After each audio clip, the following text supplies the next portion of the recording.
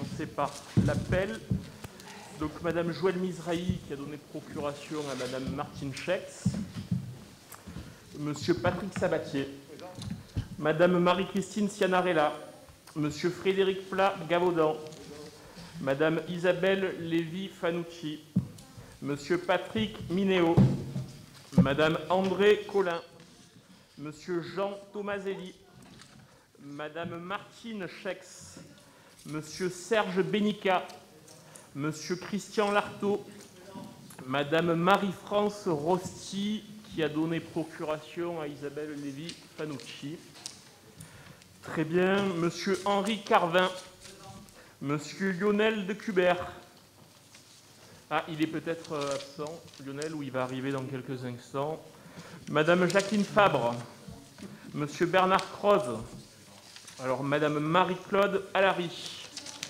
Monsieur Maurice Attias. Monsieur Christophe Moulin, qui a donné procuration à Monsieur Maurice Attias. Madame Emmanuelle Girard-Tibillier. Madame Corinne de Ranieri, qui a donné procuration à Madame Marie-Christine Cianarella. Madame Sandrine Frère.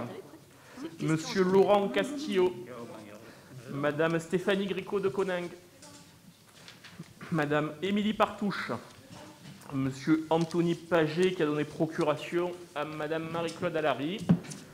Très bien. Madame Anaïs Abrahamian. Monsieur Loïc Rousseau. Au titre des groupes d'opposition, Monsieur Jean Naya. Présent. Madame Monique Robineau-Chélan, qui est absente. Monsieur Charles Dalmasso. Présent. Madame Aurélie Trichot-Pirani. Présente. Madame Francine Larocca. Présente. Et Monsieur José Gonzalez. Présent. Merci d'avoir répondu à l'appel de votre nom. Donc, nous nous retrouvons pour le 3e conseil municipal de ce début d'année, après le vote du budget qui était intervenu dès le 28 janvier, et le dernier rendez-vous qui nous avait réunis le 8 mars dernier. Donc c'est une cadence que nous maintenons, d'un conseil municipal mensuel ou tous les mois et demi, pour prendre les mesures nécessaires pour répondre à la crise sanitaire et pour conduire tous les grands projets qui nous attendent au cours de ces prochains mois et des années qui arrivent. Donc notre conseil municipal se réunit ce soir à nouveau sans public pour se conformer au protocole sanitaire en vigueur. Donc chaque élu bénéficie d'une attestation dérogatoire au couvre-feu pour vous permettre naturellement de participer à cette séance. Une séance qui, comme pour les conseils municipaux précédents, est filmée et diffusée en direct conformément à la double exigence de proximité et de transparence. En ouverture de ce conseil municipal, je m'autorise un petit message personnel pour remercier tous ceux qui m'ont envoyé un message de soutien quand vous avez su que j'ai été Covid positif. Voilà, donc je vous rassure, tout va mieux, j'ai pu récupérer, j'ai eu la chance de ne pas avoir beaucoup de symptômes et je pense bien évidemment à tous ceux qui n'ont pas cette chance et qui sont en souffrance ou en difficulté actuellement. Avant d'entamer l'ordre du jour du conseil municipal, je tenais à revenir sur certains éléments d'actualité. Donc pour faire face à la nouvelle période de confinement qui est en vigueur depuis le début du mois d'avril, nous avons réactivé, comme vous le savez, la cellule municipale de crise le 1er avril dernier, ce qui nous a permis d'optimiser tous les dispositifs municipaux qui sont à notre disposition pour faire face à cette situation exceptionnelle. Et notamment, la priorité a été donnée à l'accueil des enfants, des professions dites prioritaires, dans le cadre notamment des activités de centres aérés durant toute la période de confinement et jusqu'à vendredi. Vous savez que la rentrée scolaire est programmée à partir du lundi 26 avril. Ce sont au total près de 400 enfants d'ALO qui ont été accueillis sur le site du centre aéré des Gonagues durant cette période de confinement. Nous préparons parallèlement à ça, avec l'ensemble des services concernés et des élus concernés, la rentrée et la reprise des activités scolaires à partir de lundi. Sachez que lundi, nous distribuerons 1300 masques adaptés aux enfants et bien entendu aux normes à tous les élèves du CP au CM2. Mesures supplémentaires que nous avons abordées avec les équipes pédagogiques et avec les APE des 6 groupes scolaires de la commune. Nous distribuerons, et c'est Stéphanie Gricot de Coningue qui a piloté le dossier, 150 masques transparents pour les enseignants de CP et de CE1 pour faciliter l'apprentissage, notamment de l'alphabétisation. Voilà ce qui est important pour les jeunes enfants qui apprennent à lire et écrire dans nos écoles. Sachez que 53 agents municipaux sont mobilisés pour effectuer tous les gestes qui sont nécessaires en temps de Covid pour toute la désinfection des sites. Et nous enregistrons un renfort d'une vingtaine de vacataires sur les 6 groupes scolaires. Des mesures qui nous permettent d'assurer à la fois les temps scolaires, mais également la garderie du matin et du soir, le temps de cantine, ainsi, et c'est très important, que le sport scolaire et les sorties en colline. Vous savez que tous nos élèves participent à l'opération de reboisement. Alors ça a été suspendu pour certaines classes compte tenu de la période de confinement et de l'allongement du temps des vacances durant le mois d'avril. Mais je tiens à ce que chaque classe puisse bénéficier au moins d'une journée dans nos collines, sachant que ça sera malheureusement pour eux la seule sortie scolaire de l'année compte tenu du contexte. Nous leur devons bien ça. J'en profite pour faire un petit point sur la vaccination, avec les remontées quotidiennes qui sont effectuées par Marie-Christine Cianarella, qui est adjointe à la santé. Aujourd'hui, à l'hôpital d'Allot, nous avons 4 lignes de vaccination ouvertes, ce qui correspond à 84 personnes vaccinées par jour à l'hôpital d'Allot. Vous savez qu'on a mis un protocole en place, notamment avec l'hôpital de l'Aveyran, où les capacités de vaccination sont un peu plus importantes. Nous sommes à 600 vaccinés par jour. Donc si vous êtes éligible à la vaccination et que vous avez des difficultés à trouver un rendez-vous, vous savez que vous pouvez toujours nous solliciter sur l'adresse mail que nous avions spécifiquement mise en place depuis le début de cette crise sanitaire. Je vous rappelle l'adresse mail en question, covid19@allo.com, covid19@allo.com. On fait en sorte d'accompagner tous les publics prioritaires pour qu'ils puissent être vaccinés dans des délais raisonnables. J'en profite aussi pour faire un petit point sur l'opération du chalet de la gastronomie qui a perduré durant la période de confinement. Le succès est au rendez-vous toutes les semaines. Cette semaine, c'est le Salon Provençal, le restaurant qui est sur la place de la Coquille, au cœur du village, qui a pris possession du chalet. Donc n'hésitez pas à réserver votre menu emporté pour ce samedi midi. Sur vos tables, vous avez trouvé toutes et tous la lettre du maire spéciale budget 2021. Voilà, c'est un effort de pédagogie, je pense, qui est nécessaire, qui a été distribué dans toutes les boîtes aux lettres de la commune pour que chacun puisse comprendre, s'il le souhaite, les enjeux du budget et les grandes orientations que nous lui avons données. Donc vous verrez que dans le cadre de l'ordre du jour de ce conseil municipal, nous reviendrons sur un certain nombre de points, parce que les éléments budgétaires, et ce n'est pas Jean Tomaselli, l'adjoint aux finances, qui me contredira, donc rythment les conseils municipaux au fil de l'année. Je voulais revenir aussi sur les dernières opérations qui ont eu lieu ces dernières semaines depuis le dernier rendez-vous qui nous avait réunis donc le 8 mars dernier. Des opérations en lien avec l'environnement qui ont été pilotées à la fois donc, par M. Frédéric Plat et Isabelle Lévy-Fanouchi. L'inauguration de bornes électriques sur la commune qui sont à disposition de tous les Allodiens. Vous avez 3 sites pour recharger vos véhicules si tant est que ça puisse vous intéresser. Allot Village, La Punche et le Logis Neuf. Le succès de la grande journée de reboisement qui a eu lieu le 21 mars dernier, et beaucoup d'élus du conseil municipal y ont participé et je les en remercie. Ce sont 2500 plants qui ont été réintroduits dans nos massifs, ce qui était une très belle opération. Le succès aussi, le 28 mars dernier, du marché des fleurs et des plantes qui a été organisé notamment par le comité des fêtes en lien avec la municipalité. Bravo à tous. Et avant donc d'entamer l'ordre du jour du conseil municipal, je voulais parler d'une opération de solidarité à laquelle je suis attaché. Hier, j'ai eu l'occasion de recevoir Julie, qui est une jeune lycéenne de 16 ans, qui est donc ses parents et sa famille habitent à Allot. Elle est scolarisée au lycée d'Allot. Elle souffre d'une maladie rare qui la perturbe largement sa scolarité, qui l'handicape profondément. Et ses parents ont lancé une cagnotte Litchi. Et donc vous retrouvez les éléments sur la vidéo que vous suivez en direct. Si vous souhaitez participer à cet effort de solidarité pour aider la recherche et à ce qu'on puisse aider à soigner Julie de tous les problèmes qui s'accumulent pour elle depuis un peu plus d'1 an, merci par avance de participer à cet élan de solidarité. Vous pouvez retrouver tous les éléments sur le site internet de la ville ou sur les réseaux sociaux d'Allot officiel. Je ne vais pas être plus long dans la phase introductive. Nous allons entamer l'ordre du jour du conseil municipal. Et on va procéder, conformément, on commence à en avoir l'habitude, après avoir procédé à l'appel uninominal des élus. Je déclare la séance ouverte et je propose la désignation du Benjamin de notre Assemblée, à savoir Monsieur Loïc Rouzot, pour occuper les fonctions de secrétaire de séance, conformément à l'article 2121-15 du Code général des collectivités territoriales. Qui est pour ? Qui est contre ? Qui s'abstient ? Loïc Rouzot est désigné secrétaire de séance. Nous passons à la première délibération qui concerne l'approbation du procès-verbal de la séance du conseil municipal du 8 mars dernier. Est-ce qu'il y a des remarques au sujet de ce procès-verbal ? Si ce n'est pas le cas, je soumets aux voix. Qui est pour ? Qui est contre ? Qui s'abstient ? Le procès-verbal est adopté à l'unanimité. Je vous en remercie. Donc, dans le cadre de la cellule municipale de crise, nous avons annoncé un certain nombre de mesures spéciales pour renforcer les mesures Covid. Donc, nous avons un certain nombre de délibérations qui viennent traduire le prolongement et le renforcement de ces mesures. Et nous allons passer immédiatement à la délibération numéro 65, qui concerne la gratuité des locaux commerciaux pour la période d'avril à juin 2021. Et je laisse la parole à M. Serge Bénica, adjoint à l'économie locale. Merci, Monsieur le maire.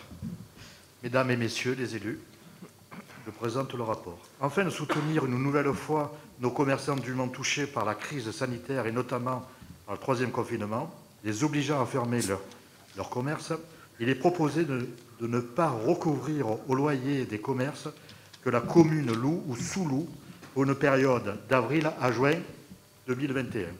17 locaux sont concernés pour un montant de 3 840,21 par mois. Voilà, donc c'est une aide substantielle qui vient aider donc un certain nombre de commerçants qui se retrouvent en difficulté face à la crise. Donc ce sont les locaux commerciaux que possède la commune, ou qu'elle loue donc, et qu'elle sous-loue, comme Serge Bénica vous l'a expliqué. Et donc pour les 3 mois, la charge financière qui pèsera donc, sur la commune est de 12 000 €. Donc c'est un vrai choix que nous faisons pour aider et soutenir nos commerçants. Est-ce qu'il y a une demande de prise de parole à ce sujet ? Monsieur José González, nous vous écoutons. Merci, Monsieur le maire.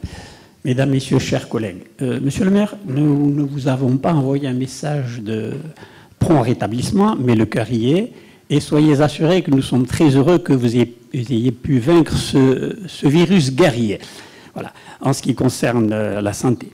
Maintenant, en ce qui concerne cette délibération, les 4 délibérations qui suivent sont frappées sous le sceau du bon sens, bien évidemment, puisqu'elles vont dans le sens où nous avons décidé ensemble, enfin la municipalité pour le moins, d'aider les commerçants. Il y a eu plusieurs actions à cet effet et nous avons ici spécialement l'abrogation des loyers des locaux loués par la mairie. C'est bien, mais qu'en est-il des autres commerçants qui, eux, n'ont pas cette chance, qui ont un propriétaire qui exige les loyers ? Est-ce qu'il y a quelque chose de prévu à cet effet ?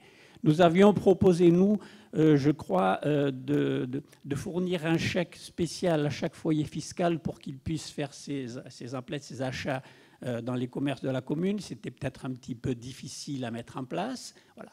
Donc, ma question est celle-ci. Est-ce qu'il y a quelque chose de prévu pour les autres commerçants qui n'ont pas cette chance d'avoir leur loyer supprimé pendant les 3 mois qui viennent ? Voilà. Merci. Merci pour déjà les mots que vous m'avez adressés directement.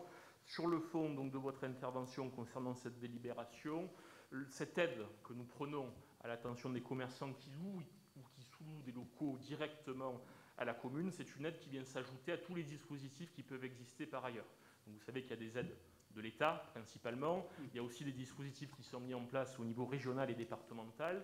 Nous, ce que nous avons fait pour accompagner tous les commerçants qui étaient concernés, c'est que nous avons mis en place une cellule d'accompagnement qui est pilotée par le service de l'économie locale, qui est pilotée par Serge Bénica et tous les élus concernés par cette délégation, pour qu'ils puissent optimiser les aides qui sont à disposition. Donc nous avons vraiment conçu cette aide comme une aide supplémentaire par rapport à tout ce qui peut exister.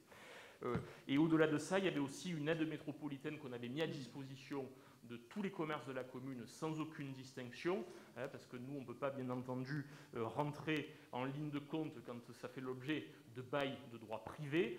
Donc à ce titre-là, nous avons remboursé notamment pour l'automne jusqu'à hauteur de 400 €. Nous avons apporté cette aide supplémentaire dans le cadre métropolitain à un certain nombre de commerces de la commune. Ça a été encore une aide supplémentaire pour ceux qui étaient concernés. Donc le dispositif est assez complet et bien entendu les équipes municipales se tiennent à disposition de tous les commerçants qui auraient besoin d'une aide.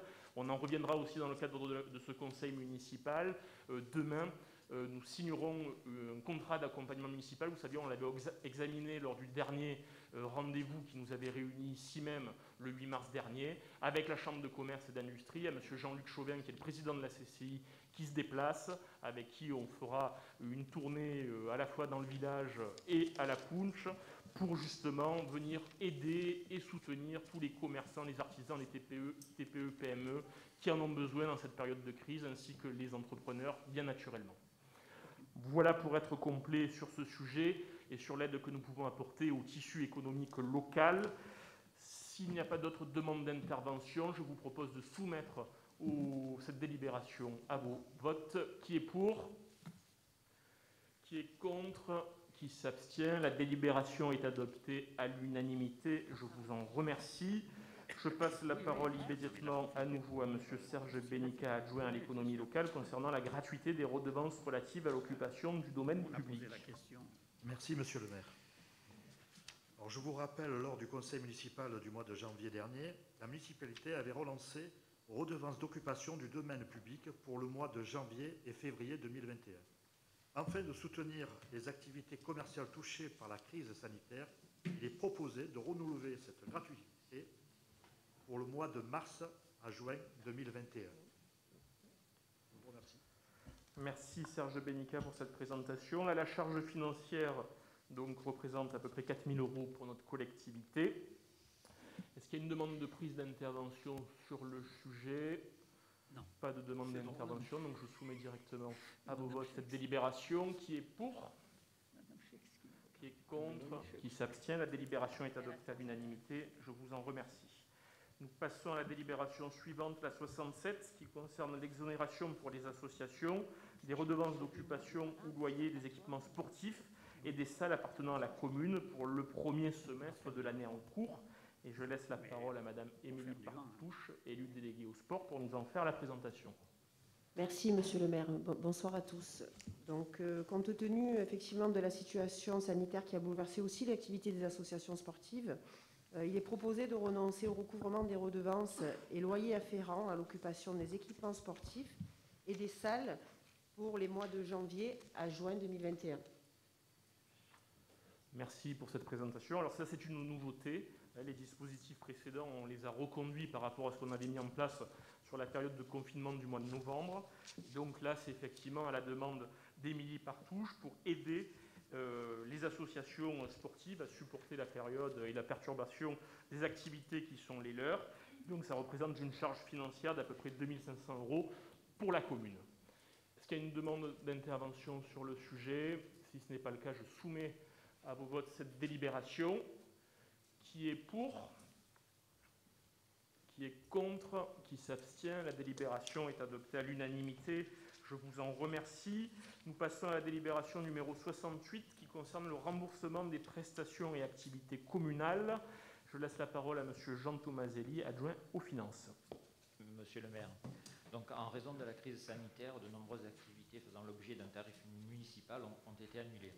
Ainsi, il est proposé le remboursement intégral de l'inscription pour tout administré qui en ferait la demande et pour l'ensemble des activités, prestations municipales faisant l'objet d'une tarification. Merci. Merci. Est-ce qu'il y a une demande d'intervention sur le sujet? Madame Aurélie Trichot-Pirani. Pardon. Bonsoir à tous. Donc l'ensemble de ces délibérations concernant la crise sanitaire, mais bien avant l'engagement et les actions de la municipalité pour faciliter la vie des Alaudiens, petits et grands. En ce troisième confinement, cette volonté d'accompagner les parents ne pouvant télétravailler fut fort appréciable. Étant moi-même professionnelle de santé en tant que directrice régionale de maison de retraite, j'ai pu bénéficier de ces dispositifs mis en place et ce fut vraiment un confort organisationnel vraiment appréciable, surtout dans la réactivité de la municipalité. Donc je voulais prendre la parole pour vous en remercier. Et puis bon, pour revenir à la délibération, parce que j'ai quand même une question, je voulais savoir sur le remboursement des prestations, comment vous allez communiquer sur la mise en place de ce dispositif et si vous avez pu chiffrer le coût de cette mesure. Oui. Voilà. Merci Aurélie Trichot. Donc effectivement, merci de souligner la réactivité dont l'ensemble des équipes municipales ont pu faire preuve pour s'adapter, parce qu'effectivement, entre le temps où il y a eu l'annonce des autorités préfectorales sur la mise en place des nouvelles contraintes de confinement et l'accueil qui a dû être organisé, il y avait à peu près, nous en jour ouvré, seulement 48 heures pour s'organiser. Donc ça a été vraiment une belle mobilisation à la fois de l'équipe municipale et de tous les services sous l'autorité de la direction générale. Donc merci de le souligner. Donc l'information va être communiquée effectivement à tous ceux qui payent une redevance pour les activités qui est susceptible de proposer la municipalité. Ça concerne les activités de natation, l'école municipale des sports, la maison de quartier, les maisons de la jeunesse, les locations de salles, les installations sportives, la maison des seniors. Et donc, il suffira à chaque administré qui le souhaite de faire la demande de ce remboursement et nous y procéderons automatiquement. Quant au coût que ça peut représenter, c'est vrai qu'on va l'aborder dans les délibérations suivantes, mais c'est bien de l'anticiper et que je puisse vous répondre dans le cadre de cette délibération. On a prévu un plafond à 29 000 €. Alors, ça sera peut-être un peu moins, mais on a préféré voir large. Et donc, on remboursera dans la limite de ces 29 000 € au remboursement des activités pour tous les Alaudiens qui nous solliciteront à ce titre-là. Merci beaucoup. Est-ce qu'il y a une autre demande d'intervention? Si ce n'est pas le cas, je vais soumettre aux voix cette délibération. Qui est pour? Qui est contre? Qui s'abstient? La délibération est adoptée à l'unanimité. Je vous en remercie. Donc nous avons passé ce premier cap important de toutes ces mesures spéciales Covid, ce renforcement des mesures pour accompagner au mieux tous ceux qui ont besoin de l'être dans cette situation sanitaire particulièrement compliquée. Nous passons au deuxième volet de ce conseil municipal. C'est la partie finance avec la délibération numéro 69 qui concerne la première décision modificative au budget principal de la commune. Comme je vous l'ai dit, on a adopté ce budget le 28 janvier dernier. Nous sommes obligés d'apporter des modifications en fonction effectivement de ce qui est susceptible de se passer au cours des mois qui comptent l'année 2021. Et à ce titre, je vais laisser la parole à M. Jean Tomaselli pour nous en faire une présentation plus détaillée. M. Jean Tomaselli qui est adjoint aux finances. Merci Monsieur le maire. Donc justement, afin d'optimiser le fonctionnement des services municipaux et notamment ce que nous venons d'évoquer, la décision modificative numéro 1 concerne principalement un transfert de budget qui donc permet d'assurer le remboursement des administrés qui n'ont pas pu participer aux activités qu'ils ont réservées. Donc, comme vous l'évoquiez, la ligne est alimentée à hauteur de 29 000 €. De verser les aides Covid aux commerçants locaux dans le cadre de l'aide métropolitaine. Donc là, on alimente la ligne à hauteur de 21 000 €.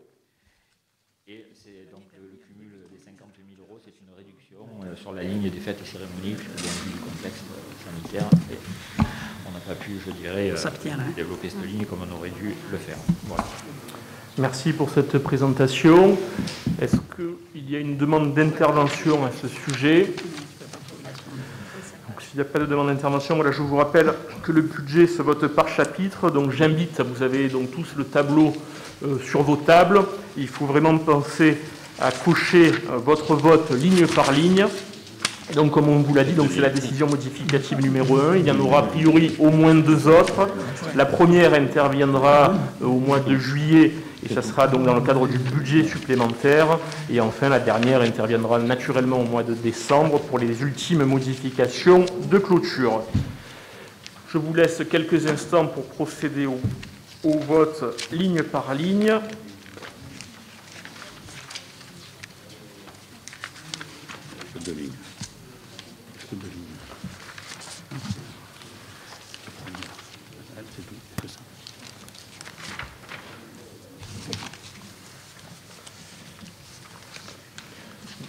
Voilà, tout le monde a pris le temps de voter chapitre par chapitre.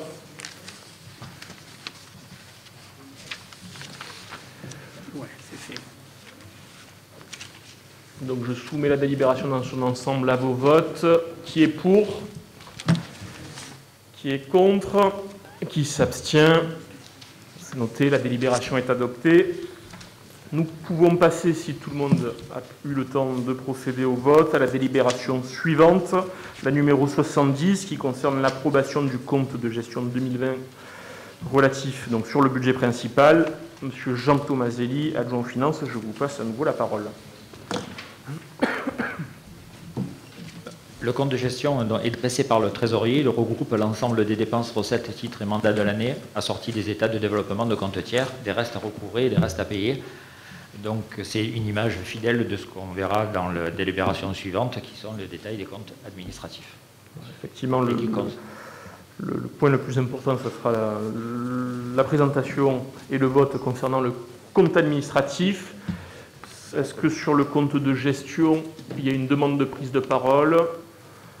Si ce n'est pas le cas, je la soumets immédiatement au vote. Qui est pour? Qui est contre? Qui s'abstient? C'est noté. La délibération est adoptée. Je vous en remercie. Et nous pouvons passer à la délibération numéro 71 qui concerne l'approbation du compte administratif 2020, la partie qui concerne le budget principal. On va essayer de faire un peu de pédagogie parce que ce sont des éléments qui sont relativement techniques mais qui nécessitent d'être explicités. Donc je vais en résumer les grands enjeux avant que M. Tomaselli, l'adjoint aux finances, rentre dans le détail des chiffres. Donc le compte administratif qui est soumis à votre approbation arrête le résultat financier de l'exercice 2020. C'est un miroir donc du compte de gestion que nous venons d'adopter. Ce projet de délibération qui vous a été transmis est accompagné d'une maquette budgétaire qui reprend l'ensemble des résultats arrêtés, compte par compte, et un certain nombre d'informations réglementaires relatives aux engagements financiers de la commune pour l'ensemble de l'année 2020. Une note de synthèse retraçant ces informations est également annexée à ce projet de délibération, donc vous pouvez la retrouver sur vos tables. Donc conformément à la volonté de transparence que nous nous sommes fixés, tous ces éléments seront disponibles sur le site allo.com pour ceux qui seraient intéressés d'aller plus loin. Donc avant que M. Jean Tomaselli, l'adjoint aux finances, nous en fasse une présentation plus détaillée, je vous donne les quelques éléments d'information nécessaires à la compréhension de ce résultat. Donc ce compte de résultat 2020 a tenu compte d'un contexte légèrement exceptionnel à deux niveaux. La prise de responsabilité s'est faite en deux temps compte tenu des élections municipales qui ont eu lieu le 28 juin 2020 et qui implique donc que cette exécution financière a été partagée par moitié entre l'ancienne équipe municipale et la nouvelle.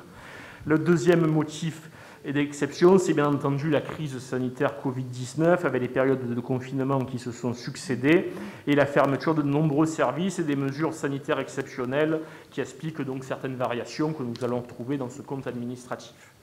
Donc pour que ce soit le plus pédagogique possible, vous retrouvez à l'écran la présentation qui est faite de ce cadre dans ce compte administratif avec le plan d'action qui a été mis en place dans le cadre de la cellule de crise sanitaire.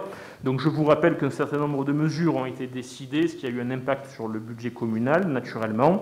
Nous avons dû faire face à une dépense exceptionnelle de 400 000 € pour la mise en place de ces mesures sanitaires renforcées, avec notamment le recours à des prestations de désinfection des locaux, l'acquisition de masques qui a été notamment particulièrement onéreuse durant la première période de confinement au printemps 2020. Donc ces dépenses exceptionnelles ont été cependant contrebalancées par l'annulation de certaines manifestations, par la fermeture de services qui a conduit à une diminution importante de postes budgétaires. En particulier, on peut citer les principaux, ceux liés effectivement aux denrées alimentaires compte tenu des périodes de fermeture des cantines, ce qui représente une baisse de 120 000 €.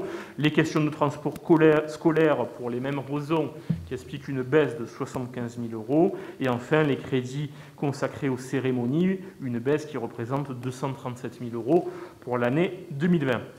En ce qui concerne les dépenses de fonctionnement, M. Tomaselli vous confirmera que les dépenses exceptionnelles ont été donc compensées par les dépenses non réalisées.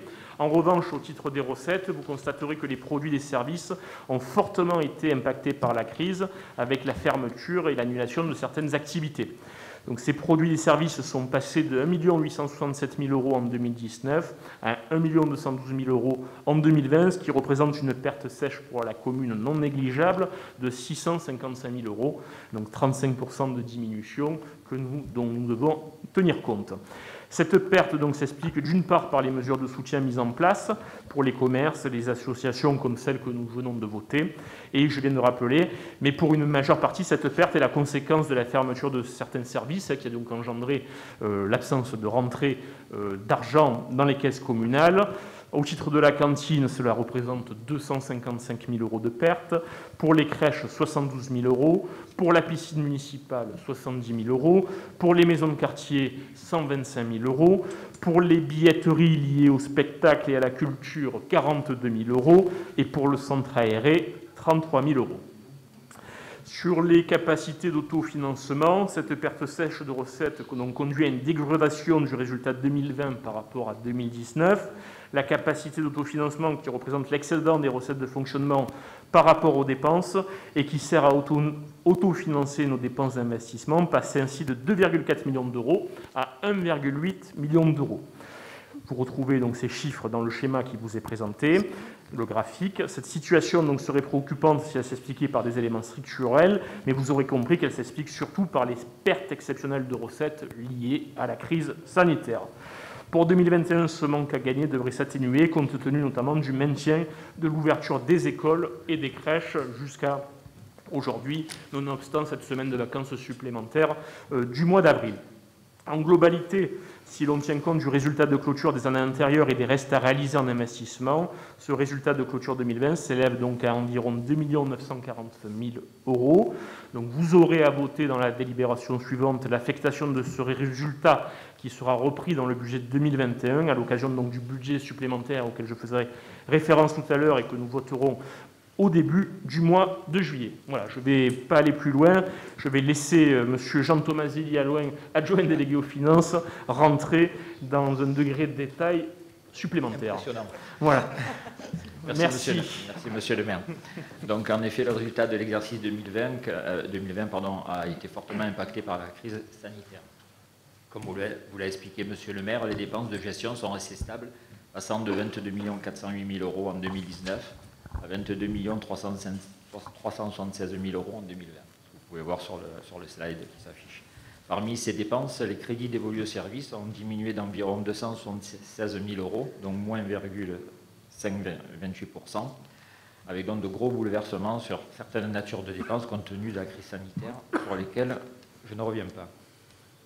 Toujours au titre des dépenses de gestion, les frais de personnel ont pour leur part augmenté de 542 000 €, donc plus 3,55% par rapport à 2019. Je vous rappelle que plusieurs facteurs ont conduit à cette hausse. On a eu l'occasion déjà de l'évoquer. L'effet mécanique du GVT, donc plus 130 000 €. Les 2 tours d'élection, plus 60 000 €. La mise en place du complément indemnitaire annuel, donc CIA, plus 100 000 €. La prime Covid, plus 100 000 €.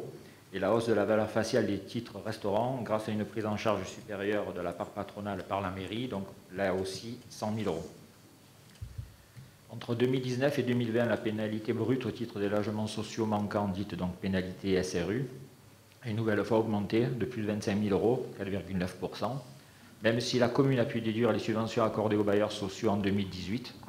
Cette déduction n'a pas permis d'alléger sensiblement les dépenses de l'exercice en la matière, puisque 570 000 € de nouvelles aides aux bailleurs sociaux ont été accordées au titre de l'année de l'exercice 2020. Ces aides seront déductibles de la pénalité 2022. Par ailleurs, l'enveloppe allouée aux associations en 2020 a augmenté de 4,23%, alors que celle dédiée au CCAS est restée à un niveau stable de 300 000 €. Enfin, la subvention relative aux crèches de la DAL est passée de 270 000 € en 2019 à 185 000 € en 2020, soit une diminution de 31,31%, qui s'explique également par les périodes de fermeture de la structure. Toujours en fonctionnement, dont les recettes de gestion sont passées de 25 850 000 € en 2019 à 25 445 000 € en 2020, soit une diminution d'environ 405 000 €, donc moins 1,57%. Cette diminution de recettes de gestion s'explique essentiellement par la baisse significative des produits et des services détaillés par monsieur le maire. Les recettes fiscales sont pour leur part restées légèrement dynamiques, passant de 16 131 000 € en 2019 à 16 324 000 € en 2020, soit une augmentation de 1,2%. Enfin, si les dotations de l'État ont encore légèrement diminué, moins 21 000 €, moins 21 000 € de dotation forfaitaire et moins 35 000 € de dotation nationale de péréquation, la commune aura pu bénéficier d'une participation de la caisse d'allocation familiale en hausse de 282 000 € en faveur d'une aide exceptionnelle Covid. En ce qui concerne l'investissement, les dépenses de 2020 s'élèvent à un peu plus de 10,9 millions d'euros, alors que les recettes d'investissement ont été sur l'exercice d'un peu plus de 12,1 millions.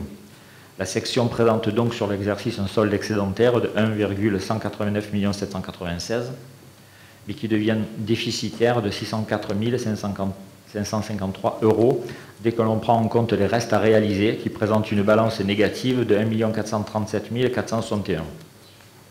Toujours en investissement, l'année aura été marquée principalement par des dépenses relatives à la cuisine centrale, 2 535 000, à la réfection de la pelouse du stade de Piédotterie, 458 000 euros. Par ailleurs, 495 000 euros de travaux de proximité auront également été réalisés. Il faut le préciser que ce sont des opérations de moins de 85 000 euros, donc subventionnées à 70% par le conseil départemental. Au sujet donc de la dette, la nouvelle municipalité aura procédé donc au refinancement d'un emprunt dont le capital restant dû s'est levé à environ 3 019 000 euros, permettant de ramener le pourcentage de l'encours de la dette classé 1A sur les CL de Gisler, le moins risqué, à 90,48%. La commune a remboursé en 2020 un capital d'emprunt de 1 072 982 euros. Dans le même temps, un emprunt de 1 million d'euros a été contractualisé pour couvrir les besoins de financement de l'investissement. L'ensemble des opérations 2020 a ainsi conduit l'encours de dette à passer de 18 024 473 euros au 31 décembre 2019 à 18 594 492 euros au 31 décembre 2020. Donc la dette par habitant, on a eu aussi l'occasion de l'évoquer, s'élève au 31 décembre 2020 à 852 euros pour les communes de 20 000 à 50 000 habitants. Elle s'est levée en 2019, sur le dernier chiffre connu, à 1 036 euros par habitant. L'encours de dette par habitant de la commune est donc inférieur de 17,8% à la moyenne des communes de même importance. Compte tenu de l'impact de la crise sanitaire, l'exercice 2020 se traduit donc par une dégradation des indicateurs de gestion qui se maintiennent tout de même à un niveau convenable si l'on considère que cette dégradation n'est pas structurelle et s'explique par un contexte exceptionnel. L'excédent de fonctionnement sur l'exercice se situe à 1 364 433 euros en 2020 contre 2 333 323 euros en 2019. Et la capacité d'autofinancement passe de 2 412 420 à 1 808 941 euros. 1 808 941 euros, et le taux d'épargne de 8,43% à 6,94%. En totalité, le résultat des sections d'investissement et de fonctionnement au titre de l'exercice 2020 est excédentaire de 2 554 230. Une fois les résultats antérieurs et les restes à réaliser pris en compte, le résultat cumulé de clôture s'élève à 2 941 738,78. Compte tenu de l'impact de la crise Covid, ce résultat reste satisfaisant. Comme expliqué par M. le maire, ce résultat va faire l'objet d'une affectation par délibération et viendra à l'occasion du vote de budget supplémentaire compléter le budget primitif qui a été voté au mois de janvier 2021. Monsieur le maire. Merci Jean-Thomas Zélie pour cette présentation qui peut paraître un peu fastidieuse. Donc on a l'appui des graphiques pour essayer d'appuyer un peu le propos, mais je trouve que c'est important d'être relativement complet pour qu'on puisse, chacun puisse appréhender au mieux les enjeux de ce budget. Est-ce qu'il y a des demandes de prise de parole par rapport à tout ce qui a été présenté durant ces quelques minutes, ce qui me paraissait nécessaire?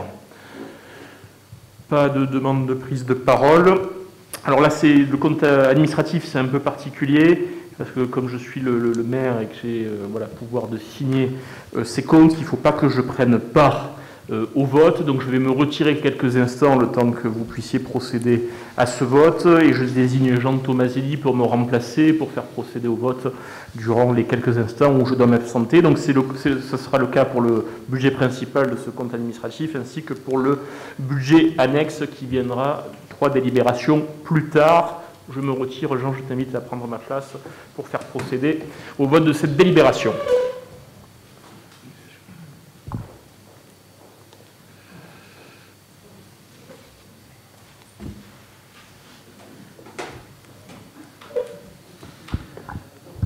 Donc, je soumets au vote cette délibération. Donc, qui est pour?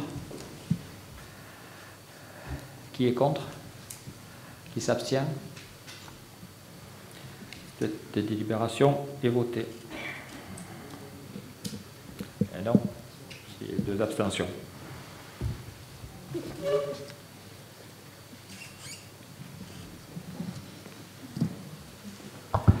Merci Jean d'avoir fait procéder au vote de cette délibération.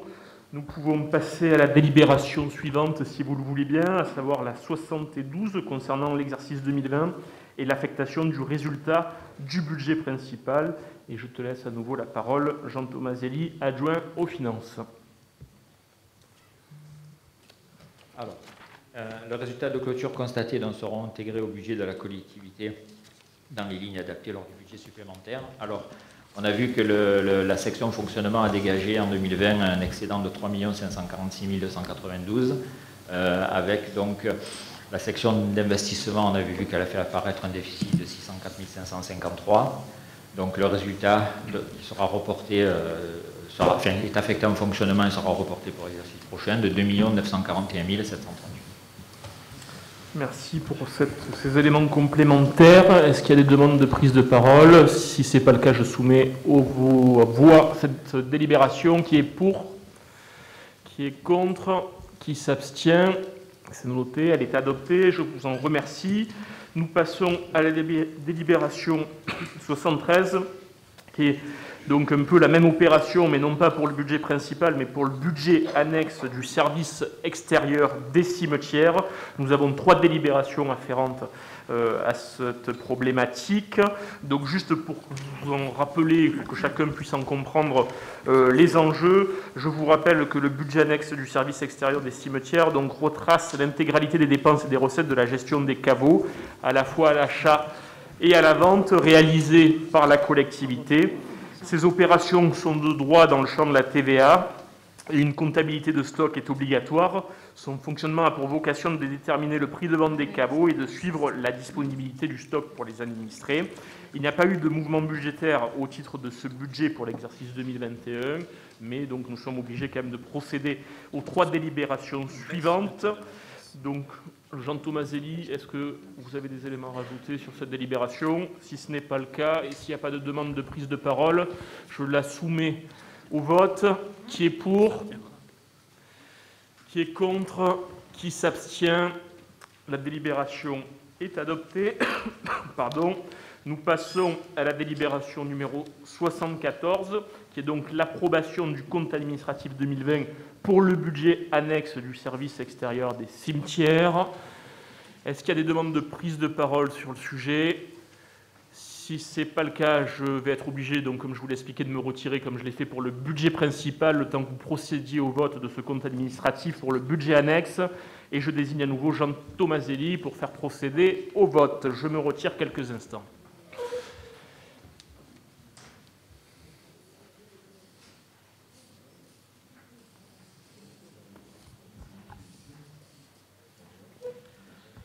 Donc je soumets au vote la délibération 74.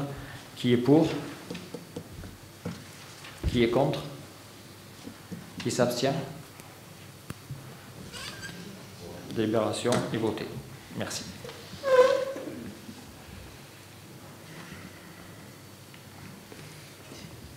Merci Jean Tomaselli. Donc c'était la 2e et dernière fois de cette séance que nous sommes prêtés à ce petit jeu de chaises musicales, mais qui est nécessaire pour le bon enregistrement des délibérations, notamment en préfecture. S'il n'y a pas de demande particulière, nous allons continuer l'ordre du jour de ce conseil municipal, toujours sur la partie finance, avec la délibération numéro 76, qui concerne, et c'est une délibération importante, la fixation des taux et produits d'imposition prévisionnelle des taxes directes locales en 2021. Vous savez que ça fait l'objet de débats, notamment lorsque nous avions voté, nous avions discuté en décembre du débat d'orientation budgétaire, puis lorsque nous avions voté le budget au mois de janvier dernier. Comme vous le savez, on avait un engagement au titre de ce qu'on avait annoncé en 2020, c'est que nous voulions faire baisser les taux de l'imposition locale. Et donc, à ce titre-là, j'y reviendrai après, à ce titre-là, donc on a une baisse des taux des taxes foncières de 1% pour l'année 2021. Donc, il est donc proposé d'appliquer cette diminution des taux des taxes foncières à compter donc de cet exercice 2021. C'est une baisse symbolique, mais qui est importante parce que cumuler cette baisse de la taxe foncière à la baisse programmée de la taxe d'habitation pour les 44% de foyers halodiens qui continuent de s'en acquitter. Ça permettra en moyenne aux foyers concernés de bénéficier d'une baisse d'impôt moyenne de 387 € sur le cours de l'année 2021. C'est suffisamment rare pour être souligné. Comme je vous le rappelle, vous avez tous ces éléments qui sont dans la lettre spéciale budget qui est à disposition, de votre disposition et à disposition de la population. Donc c'est un engagement fort de la municipalité pour faire baisser un petit peu la pression foncière communale. Et je ne sais pas, Jean Tomaselli, tu voulais rajouter quelque chose? Si ce n'est pas le cas, est-ce qu'il y a des demandes de prise de parole? Oui, M. Dalmasso et M. Gonzalez. M. Dalmasso. Oui. Monsieur le maire, je vous félicite de cette baisse des taux de taxes foncières de 1,015%, conformément à vos engagements, et que peu de communes font. Comment allez-vous faire pour ne pas faire supporter cette baisse d'impôts à vos administrés? Oui. Merci pour votre question. On va peut-être laisser s'exprimer M. Gonzalez et je répondrai aux questions en même temps. M. Gonzalez. Oui, merci, Monsieur le maire. Oui, vous précisez dans la délibération que cette augmentation artificielle du taux foncier n'aura pas d'incidence sur l'administré local. Et c'est vrai, sauf que c'est sans compter de la fourberie du gouvernement, son jeu de passe-passe, qui, bien évidemment, au final, fera que c'est quand même le contribuable, le cochon de payeur, qui mettra la main à la poche pour payer. Je m'explique, c'est assez simple, puisque pour compenser cette perte de la taxe d'habitation, c'est le département qui donne une partie ou totalité de la taxe foncière qu'il perçoit des administrés d'ALO et qui le concède à la commune. On est bien d'accord. Mais par contre, pour compenser cette perte du département, c'est bien le gouvernement qui prend sur les impôts, en particulier la TVA, je crois, pour rembourser le département. Donc, au final, vous voyez bien que par un système détourné, bien entendu, c'est quand même le contribuable qui paye. Ceci était une parenthèse. Je voulais poser une question à M. Tomaselli, tout simplement, puisque vous le savez que normalement, pour compenser cette perte de la taxe d'habitation, nous sommes remboursés à l'euro près, paraît-il. Sauf que certaines communes sont surabondées et d'autres sous-abondées. Et je voudrais savoir, et dans ce cas précis, on applique un coefficient de correcteur. Et je voudrais savoir si nous sommes surabondés ou bien sous-abondés et quel est le coefficient correcteur que l'on nous applique. Je ne l'ai pas trouvé sur les délibérations. Par contre, j'ai trouvé sur l'État 1256 un taux de 0,98 8846 ou quelque chose comme ça, et qui correspond, je ne pense pas que ce soit cela, mais qui correspond à un coefficient de variation proportionnelle. Voilà. Je voulais donc savoir, est-ce que nous sommes surabondés ou sous-abondés? Tout simplement, c'est ma question. Nous sommes plutôt surabondés, ce qui est plutôt une bonne chose et qui est importante pour l'équilibre budgétaire qui est le nôtre. Si je dois revenir sur tous les éléments d'information que M. Dalmasso et M. Gonzalez ont abordés tour à tour. La première question qui était posée par M. Dalmasso, c'est celle de comment on assume quelque part la baisse du montant de ces taux d'imposition, comment on arrive à la compenser. Ce qui est une question qui est légitime, qu'on a essayé d'expliquer et d'expliciter. Effectivement, cette baisse de 1%, qui reste très symbolique pour les Alaudiens, elle pèse quand même sur le budget municipal à hauteur à peu près de 120 000 €, ce qui n'est pas négligeable quand on connaît effectivement la nécessité de gérer à l'euro près le budget communal, et à plus forte raison en période de crise sanitaire comme nous le connaissons. Et donc, pour supporter cette baisse, sans qu'elle pèse à la fois sur notre niveau d'endettement, on a vu les résultats que nous a présentés M. Jean Tomaselli qui vont dans le bon sens, ni pour pas que ça pèse sur les services qui sont rendus à la population, parce que bien entendu, il n'est pas question qu'on réduise ce niveau de service rendu à la population, bien au contraire. Vous avez vu qu'on fait en sorte de les renforcer, de s'adapter, de faire preuve de réactivité par rapport à la crise. Et donc, nous sommes parvenus à équilibrer, voire même à renforcer notre assise sur le plan fiscal, grâce notamment à un plan d'économie que l'on avait présenté, dont on avait débattu à la fois en décembre et en janvier, ce qu'on a appelé un plan de rationalisation des coûts. Notamment, ce que nous avons fait, nous avons réaménagé la dette, l'encours de dette qui pesait sur le budget municipal, ce qui nous a permis de réaliser une économie d'à peu près de 60 000 € sur le budget 2021. Et de la même manière, nous avons réduit les dépenses à la fois sur le parc immobilier et sur le parc automobile municipal. Ce sont les deux principaux postes de dépenses sur lesquels nous avons pu agir quasiment tout de suite, ce qui représente une économie là de 126 000 €. Donc si on cumule les deux, on voit qu'on est à plus de 160 000 € d'économie par rapport à une baisse de rentrée fiscale de 120 000 €. Donc on voit que le solde est positif, ce qui nous permet de soutenir l'action communale sans prendre le moindre risque sur le plan budgétaire pour notre commune. Après, vous soulevez une question, M. Gonzalez, qui dépasse effectivement le cadre pur de cette délibération. C'est un peu l'enjeu de la péréquation entre les différentes communes. Et donc, à ce titre-là, nous, le rapport est plutôt favorable à la municipalité, compte tenu des critères d'attribution actuels. Et nous veillerons à ce que ça puisse rester le cas les années futures. Voilà ce que je voulais apporter comme élément de précision. Je passe la parole à M. Jean Tomaselli, l'adjoint aux finances. Oui, juste une précision dont nous sommes sous-compensés, puisque les taxes montent à 8 400 000 €, la part du département 3,7 millions. Donc il y a 4 400 000 € environ, donc nous sommes sous-compensés de ce montant-là, et le coefficient correcteur est de 1,36. Merci pour ces éléments, ce qui est effectivement favorable. Je soumets au vote cette délibération. Qui est pour ? Qui est contre? Qui s'abstient? La délibération est adoptée à l'unanimité. Je vous en remercie. Nous passons à la délibération suivante. Alors, on va revenir à la 75, effectivement, la délibération numéro 75, qui est une délibération technique qui concerne l'exercice 2020 et l'affectation du résultat du budget annexe du service extérieur des cimetières. Qui est pour?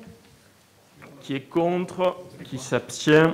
La délibération est adoptée. Nous reprenons le fil de l'ordre du jour du conseil municipal avec la délibération donc 77 qui concerne le programme de logement du groupe Erilia et la garantie d'emprunt qui y est associée. Je laisse la parole à M. Jean Tomaselli, adjoint aux finances. Merci, Monsieur le maire. Donc, il est rappelé qu'en novembre 2020, le conseil municipal a autorisé la signature d'une convention avec la société Erilia, donc pour le financement et la réservation de logements dans le cadre de 3 opérations. En contrepartie de ce financement, le bailleur s'est engagé à réserver à la commune 15 logements. Aujourd'hui, cette délibération a pour objet de déterminer les conditions de cette garantie, notamment pour les logements situés campagne Nicolao, dont 2 logements sont réservés pour la commune. Il est proposé à l'Assemblée d'accorder sa garantie à hauteur de 100% pour le remboursement d'un prêt d'un montant de 1 287 967 € et d'autoriser Monsieur le maire ou son représentant à signer tous les documents relatifs à ce dossier. Merci pour cette présentation. Est-ce qu'il y a une demande de prise de parole sur le sujet? Pas de demande de prise de parole. Oui, Monsieur Naya. Oui, bonsoir. Ça marche. Ça marche. Ça marche? Oui, oui, oui, on vous entend. Oui, bonsoir Monsieur le maire, bonsoir à tous. Je voulais vous poser une question concernant l'EGONAG. Nous avons, comme vous l'avez expliqué d'ailleurs, le principe d'une garantie d'emprunt a été acté avec le groupe Erilia en novembre 2020 et dans laquelle était acté le financement et la réservation de logements sociaux dans le cadre des 3 opérations campagne Nicolao, les terrasses d'Allot et le domaine d'Egonag. Ma question porte sur la dernière opération d'Egonag. Le chantier à l'entrée d'Egonag a été pendant longtemps à l'arrêt. Visiblement, l'activité semble avoir repris. Est-ce que vous pouvez nous donner un calendrier de la réalisation de ce programme? Oui, merci. Est-ce qu'il y a une autre demande de prise de parole?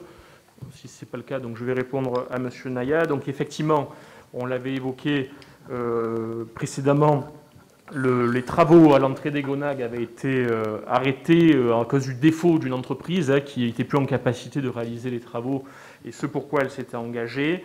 Là, le calendrier a pu reprendre. Vous voyez que les travaux ont repris au mois de janvier de cette année, et ils vont s'étirer jusqu'au début de l'année prochaine, donc une livraison de ce bâtiment à hauteur du premier ou du deuxième trimestre de l'année 2022. Voilà les éléments qu'on pouvait donner en matière de calendrier sur la réalisation de cette opération qui avait été engagée il y a de ça plusieurs années. S'il n'y a pas d'autres demandes de prise de parole, je soumets à vos votes cette délibération. Qui est pour? Qui est contre? Qui s'abstient? La délibération est adoptée. Je vous en remercie. Nous passons à la délibération suivante et nous changeons, nous quittons le volet finances pour passer à celui de la vie culturelle. Et donc la délibération 78 concerne le futur salon de la BD de la commune. Et je laisse la parole à Madame Jacqueline Fabre, l'élue à la culture. Merci, Monsieur le maire. Afin d'organiser en partenariat avec l'association Allo BD un festival sur la bande dessinée qui se déroulerait en principe le samedi 29 et le dimanche 30 mai 2021, je l'espère, sur le site du gymnase Thomasy, il est proposé d'autoriser Monsieur le maire ou son représentant à signer une convention avec l'association Allo BD pour l'organisation du festival Bulles électriques. Merci pour cette présentation. Donc effectivement, un des sites principaux, ce sera le gymnase Thomasy pour accueillir cette opération, en espérant que les protocoles préfectoraux nous le permettront.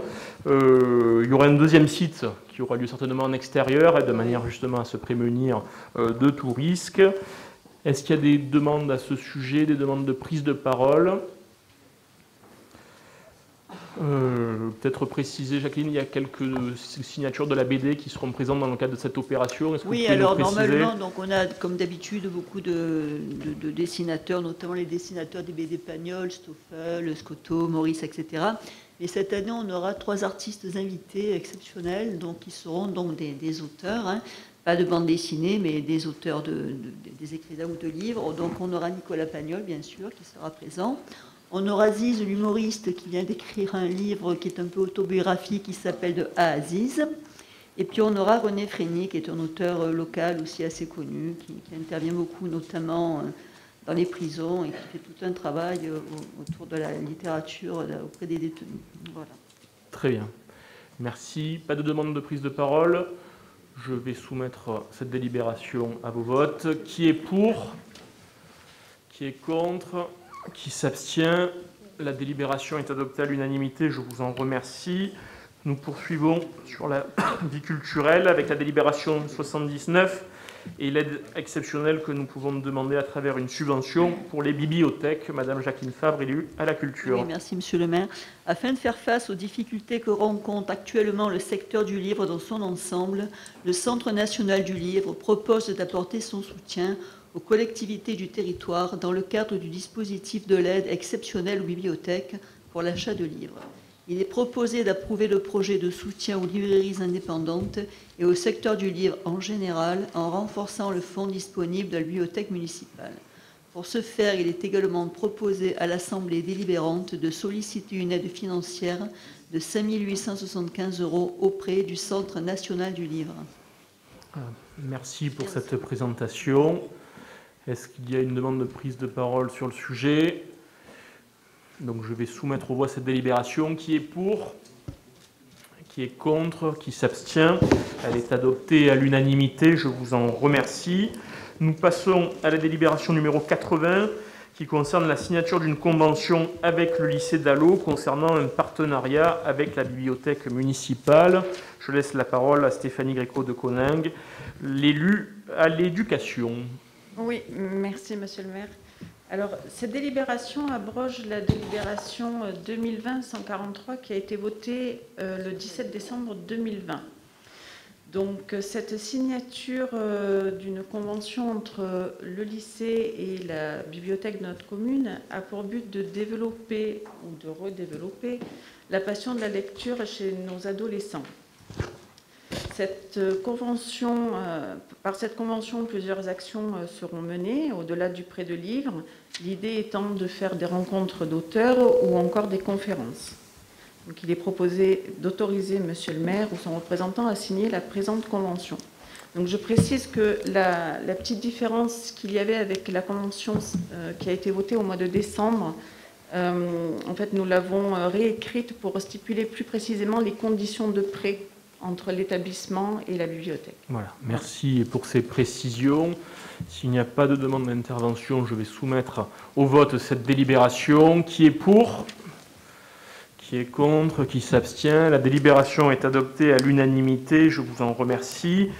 Nous passons à la délibération numéro 81 qui concerne la mise à disposition par la région d'un spectacle vivant à travers un opérateur qui s'appelle Art Sud. Et c'est Madame Jacqueline Fabre, l'élue à la culture, qui va nous en faire la présentation. Merci, Monsieur le maire.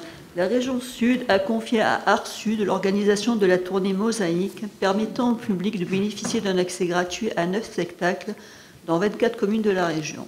L'opérateur Art Sud nous offre la possibilité de bénéficier de ce dispositif en nous proposant le spectacle de danse contemporaine de la compagnie Bacchus, Gaïa 2.0, pour une représentation au théâtre de nature qui aura lieu le 24 juillet 2021.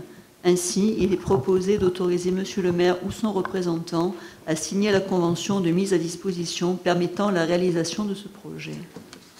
Merci, effectivement, c'est important de défendre le monde du spectacle et de la culture en ces temps difficiles. Est-ce qu'il y a une demande de prise de parole sur le sujet? Alors, il y en a deux. On va peut-être laisser Madame Aurélie Trichot-Pirani et Monsieur Gonzalez, si ça vous va, vous prendrez la parole juste après. Oui, bon. Alors oui, justement, concernant le monde culturel, je voulais savoir qu'est-ce qui était prévu cet été sur ce secteur d'activité qui connaît justement des difficultés importantes pendant cette crise, et si vous aviez pu définir un programme d'activité. Oui, tout à fait, on va vous le présenter. On va peut-être laisser Monsieur Gonzalez s'exprimer et après on vous fera la présentation synthétique des de la programmation culturelle des estivales. Monsieur Gonzalez. Oui, merci Monsieur le maire. Nous allons voter pour cette délibération, bien évidemment, mais ce qui me gêne un petit peu, c'est la région Sud. Je pensais que nous sommes en région Provence-Alpes-Côte d'Azur et qu'il fallait quand même au moins une délibération au Conseil des ministres pour changer le nom. Région Sud, vous remarquez. Ça me choque, ça m'interpelle un petit peu. On est toujours au sud de quelque chose ou au nord de quelque chose. J'ouvre une petite parenthèse. Quand j'étais jeune, j'habitais au nord de l'Afrique. Puis un jour, on m'a dit, tu vas aller encore plus au nord. Je ne savais pas qu'il y avait quelque chose plus au nord. Je regardais la Méditerranée, j'ignorais ce qu'il y avait plus au nord. Et j'arrive ici, donc plus au nord, et maintenant on me dit, tu es au sud. Je ne comprends plus rien. Non, moi je suis en Provence, avec ses traditions, ses coutumes, et je suis devenu un Provençal, tout simplement. Voilà, c'était une parenthèse, et nous votons pour la délibération. Merci pour cette précision, effectivement. Alors, c'est la région Sud, Provence-Alpes-Côte d'Azur, pour être complet, bien naturellement. Chacun l'avait compris. Et donc là, vous êtes au nord du nord actuellement, Monsieur Gonzalez. Si vous avez besoin d'une boussole, n'hésitez pas à faire appel à nous. Jacqueline Fabre, peut-être répondre à la question de Madame Aurélie Trichot-Pirani sur la programmation des estivales dans les grandes lignes. Très volontiers, oui. Alors effectivement, on a élaboré le spectacle choisi, qu'on a mis quand même pas mal de temps à construire. Donc ce spectacle, en dehors du Festival de bande dessinée qui donc aura lieu fin mai, on va reprendre donc vraiment le spectacle culturel avec un spectacle d'humour en premier, donc qui est le spectacle de Ziz, dont je vous ai parlé tout à l'heure. Il sera là donc fin juin, a priori le 26.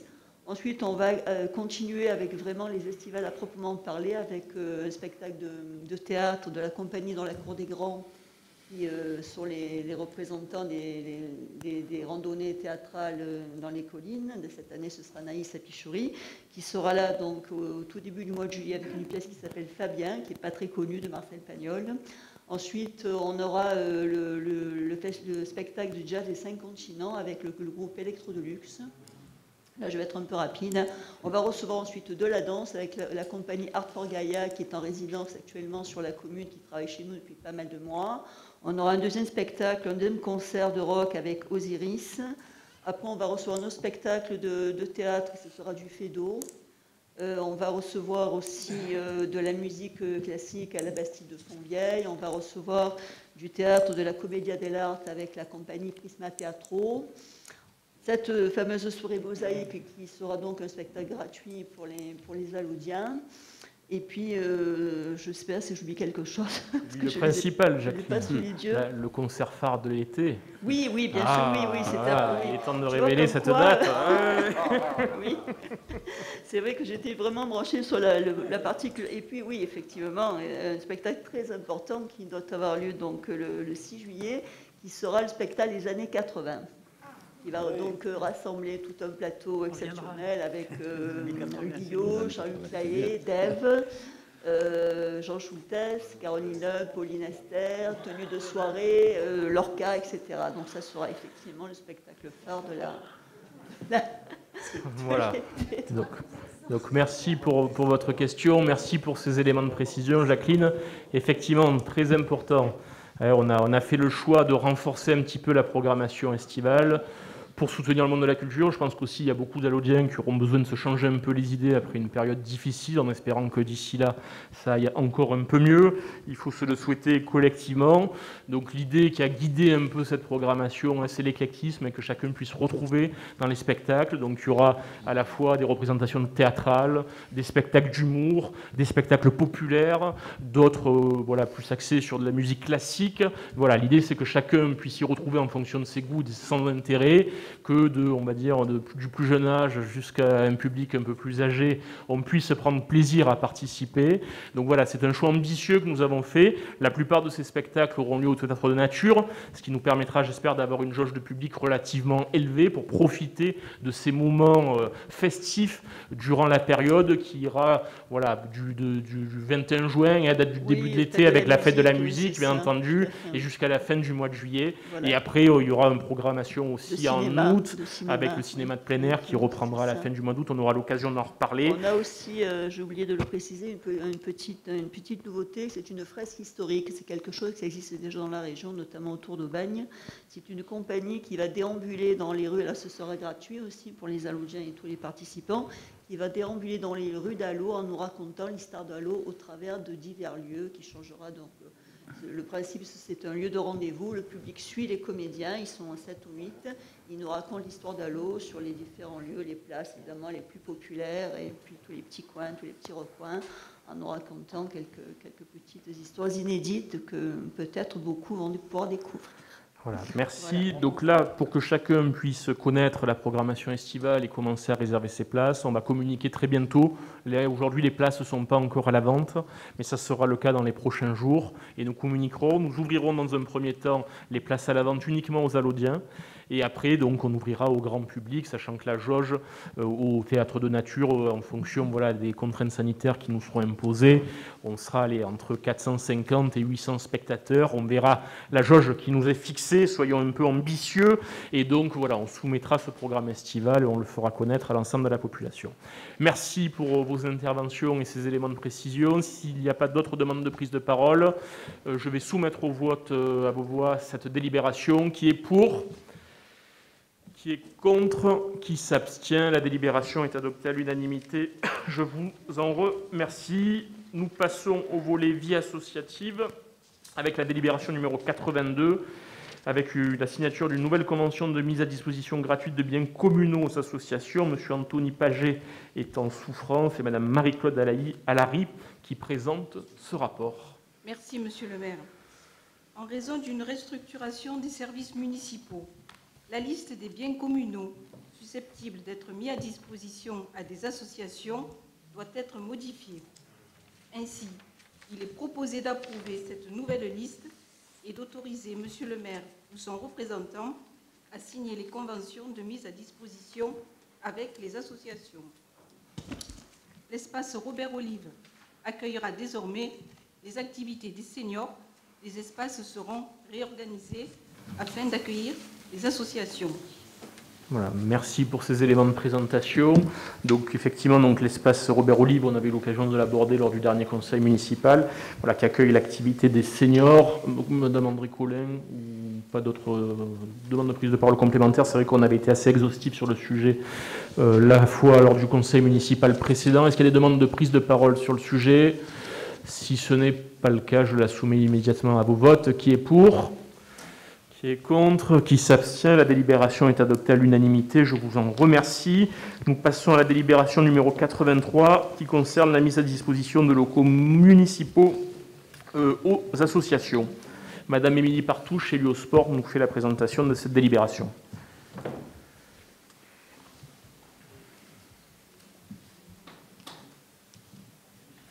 Oui, c'est bon, ça fonctionne. Merci, monsieur le maire. Donc, au sujet de cette délibération, donc, il est rappelé à l'Assemblée que par délibération du mois de septembre 2020, le conseil municipal avait adopté le tableau définissant la liste des locaux municipaux du domaine public. À cette occasion, nous avions rajouté quelques espaces qui n'étaient pas prêtés aux associations à ce moment-là. Et là, afin de proposer encore plus d'équipements sportifs aux associations, il convient de modifier ce tableau en y ajoutant la salle de danse qui est située à la maison de quartier du Logis Neuf. Ainsi, il est proposé d'approuver ce nouveau tableau et d'autoriser à monsieur le maire ou son représentant à signer les conventions de mise à disposition avec les associations concernées. Merci.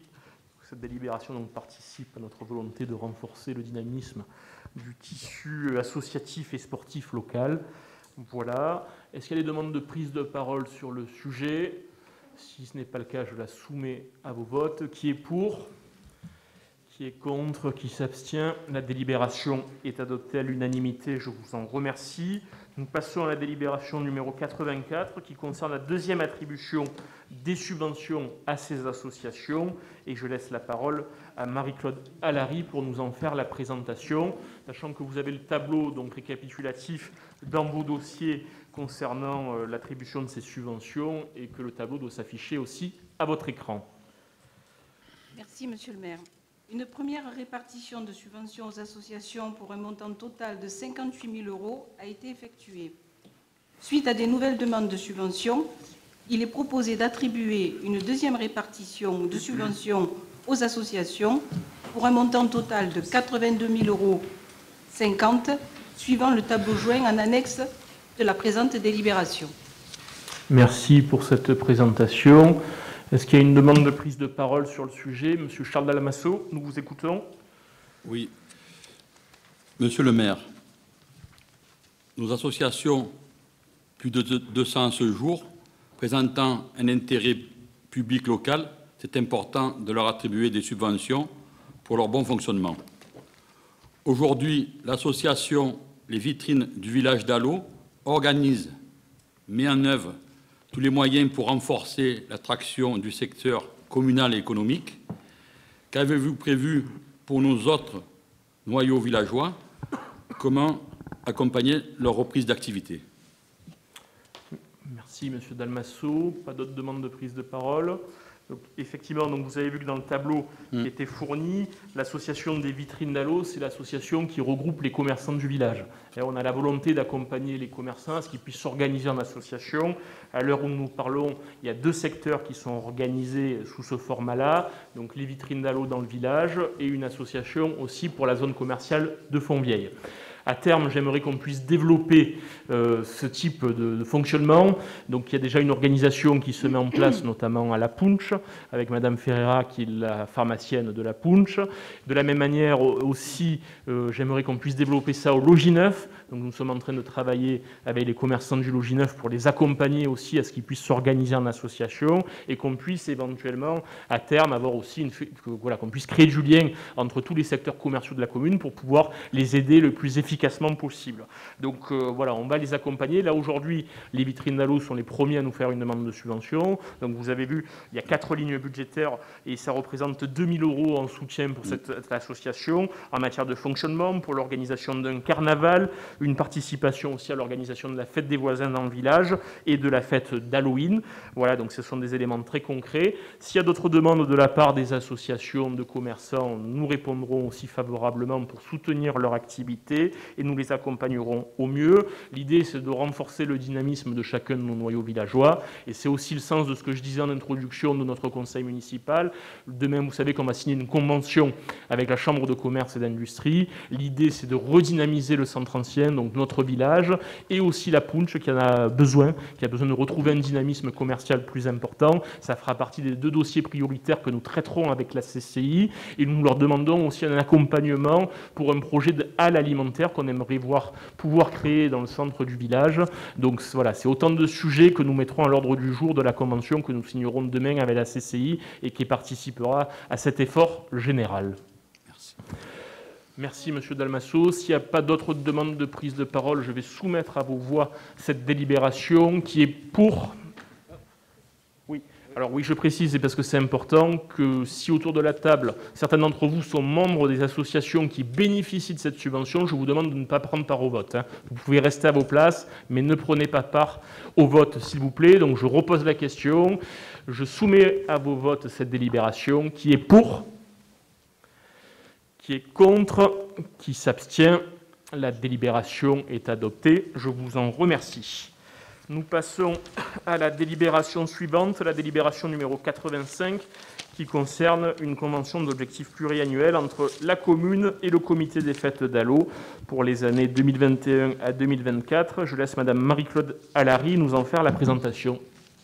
Le comité des fêtes d'Allot a fait connaître à la municipalité sa volonté de prendre en charge l'organisation de plusieurs fêtes traditionnelles de la commune, à savoir la fête de la Saint-Clair, de la Saint-Jean et la descente des bergers. Il est proposé de soutenir, sous forme de subvention, ces initiatives par la signature d'une convention d'objectifs pluriannuels d'une durée de 4 ans. Merci Marie-Claude Allary pour cette présentation. Donc c'est la première convention de ce type que nous signons dans le cadre de la mandature. Donc l'idée c'est de rendre au comité des fêtes et éventuellement à l'avenir à d'autres associations le rôle central qu'on souhaite leur voir jouer à l'avenir. Donc potentiellement c'est la première convention d'une série que nous aurons à aborder lors des prochains conseils municipaux. Donc vous avez le détail de ce financement prévisionnel, donc fête par fête. Donc comme on vous l'a dit, il y a la subvention de fonctionnement, les fêtes de la Saint-Clair, la Saint-Jean et la descente des bergers qui fait partie des grosses organisations prises en charge traditionnellement par notre comité des fêtes. Est-ce que cette délibération fait l'objet d'une demande de prise de parole ? Si ce n'est pas le cas, je soumets cette délibération à vos votes. Qui est pour ? Qui est contre ? Qui s'abstient? La délibération est adoptée à l'unanimité. Je vous en remercie. Nous passons au volet sportif avec la délibération numéro 86 et la signature d'une convention quadripartite pour la mise à disposition du collège Francis Tomasi. Et je laisse la parole à Madame Émilie Partouche, qui est l'élue au sport.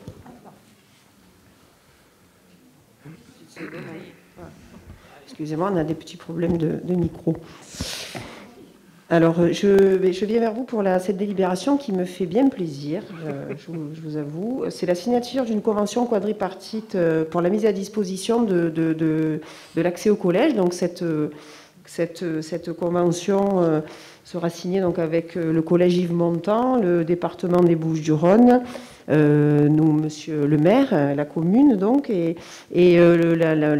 l'Allodien Basket Club qui va pouvoir donner ses cours et s'entraîner sur le plateau sportif du collège. Donc, c'est une bonne nouvelle. Donc, cette convention a pour objet de permettre à l'association du Basket Club Allodien d'user des équipements sportifs du collège Yves Montand, de l'accès au plateau sportif 2 fois par semaine. Et l'accès au plateau sportif du collège se fera par les espaces extérieurs du gymnase Francis Tomasi, la propriété de la commune. Ainsi, il est proposé d'autoriser monsieur le maire et son représentant à signer la présente convention. Merci pour ces éléments de présentation. Est-ce que cette délibération fait l'objet d'une demande de prise de parole? Si ce n'est pas le cas, je la soumets à vos votes. Qui est pour?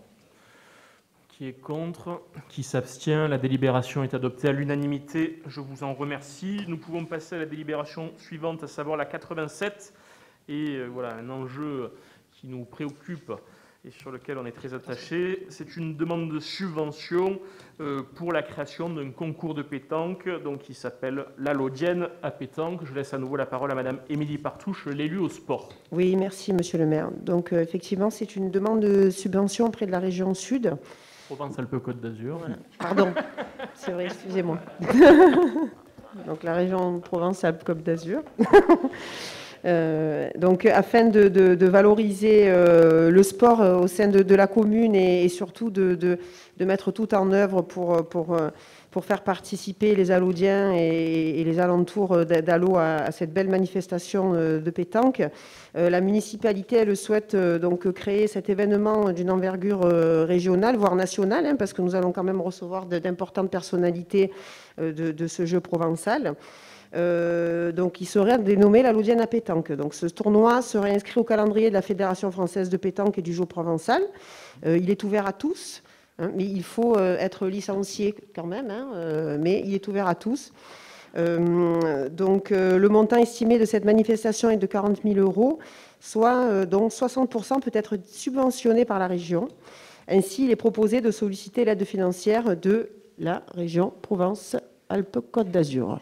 Merci bien, Émilie Partouche, pour cette présentation. Oui, merci. On espère que cette manifestation aussi pourra avoir lieu comme on l'entend et que tout se passera très, très bien. Voilà, donc nous avons positionné l'organisation de cette manifestation sportive les 16 et 17 juin prochains en pré-ouverture des fêtes de la Saint-Jean. Et voilà, la particularité de ce concours de pétanque qui aura lieu donc à la mi-juin réunira donc 80 triplettes. Hein, c'est ça. Voilà. C'est ça. Et ce qu'on souhaite, c'est que les finales puissent avoir lieu notamment sur l'esplanade des Moulins, donc au cœur du village, pour que tous les invités et les participants à ce concours puissent apprécier la qualité du site qui les accueillera à ce moment-là. Voilà, donc c'est un événement d'importance sur lequel, là aussi, on sera amené à communiquer durant ces prochaines semaines. Est-ce qu'il y a des demandes de prise de parole sur le sujet? S'il n'y a pas de demande de prise de parole, je soumets cette délibération à vos votes. Qui est pour?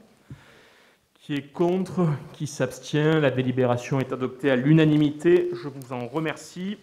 Nous passons au volet animation, jeunesse et prévention avec la délibération numéro 88 qui concerne une convention avec le centre de loisirs jeunes de la police nationale pour l'accueil des jeunes Alaudiens en période de vacances.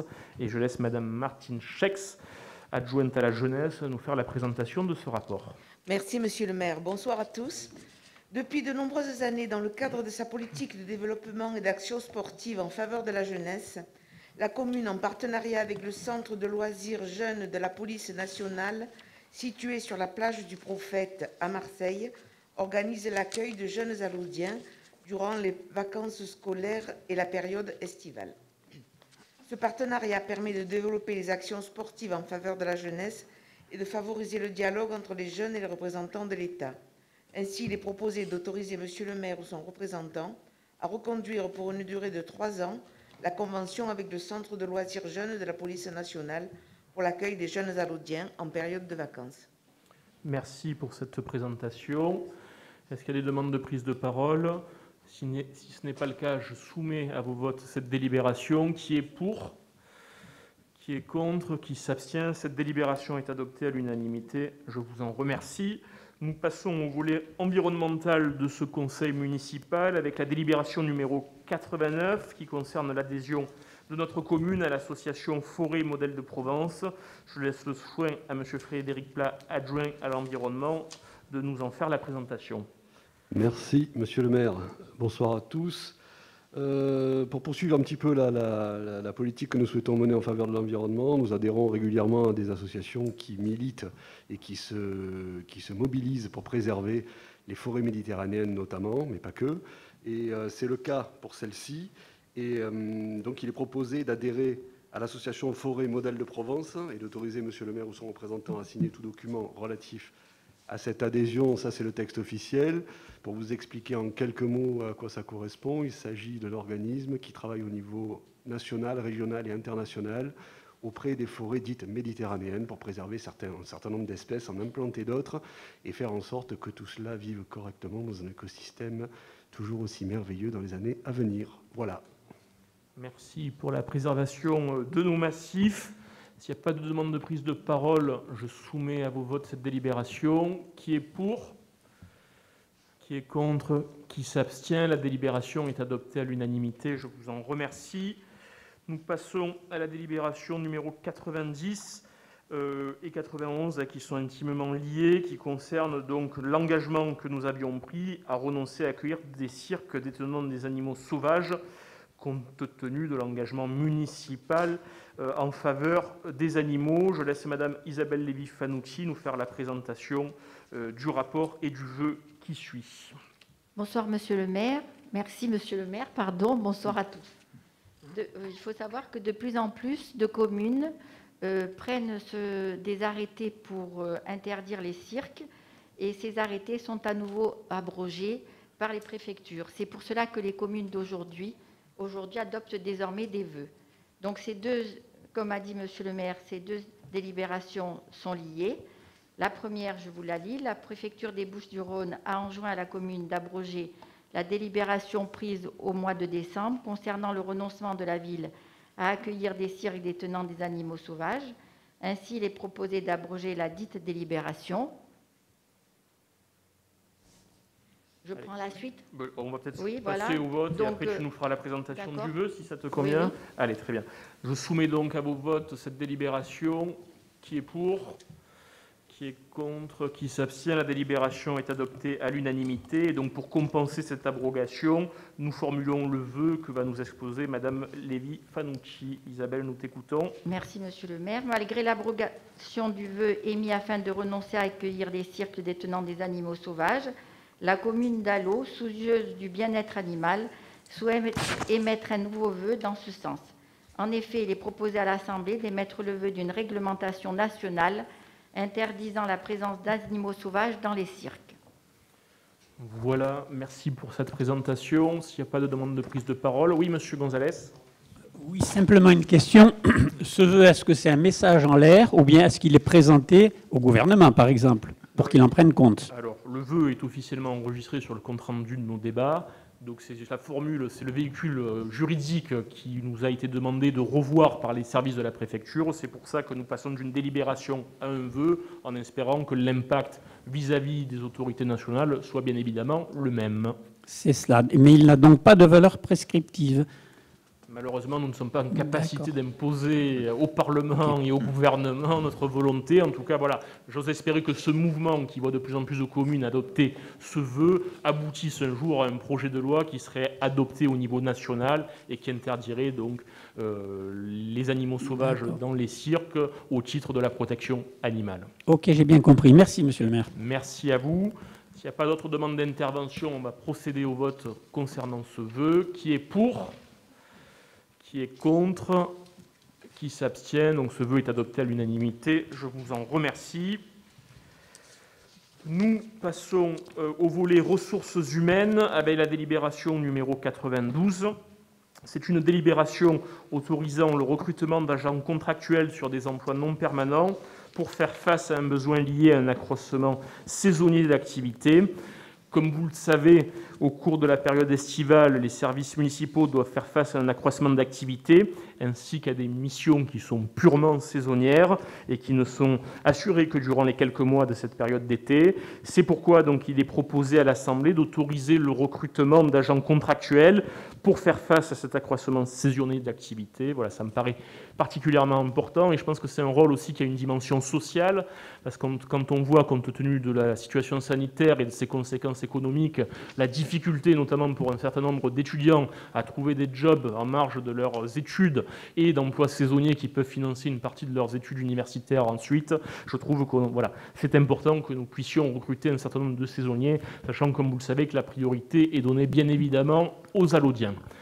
Est-ce qu'il y a une demande de prise de parole sur le sujet? S'il n'y a pas de demande de prise de parole, je soumets cette délibération à vos votes. Qui est pour? Qui est contre? Qui s'abstient? La délibération est adoptée à l'unanimité. Je vous en remercie. Nous passons à des délibérations en lien avec l'organisation des futures élections départementales et régionales qui auront lieu les 20 et 27 juin 2021. Et je laisse la parole à Monsieur Patrick Sabatier. Merci, Monsieur le maire. Donc, comme vous le savez, le gouvernement a récemment fixé la tenue des élections régionales et départementales au dimanche 20 et 27 juin 2021. Dans ce cadre, de nombreux agents communaux, titulaires, stagiaires et contractuels relevant de la catégorie A, n'ayant plus droit à une indemnité horaire pour travaux supplémentaires, appelée IHTS, seront amenés à effectuer de nombreuses heures supplémentaires pour assurer le bon déroulement des opérations. Par contre, ces agents sont éligibles à une indemnité forfaitaire complémentaire pour élection.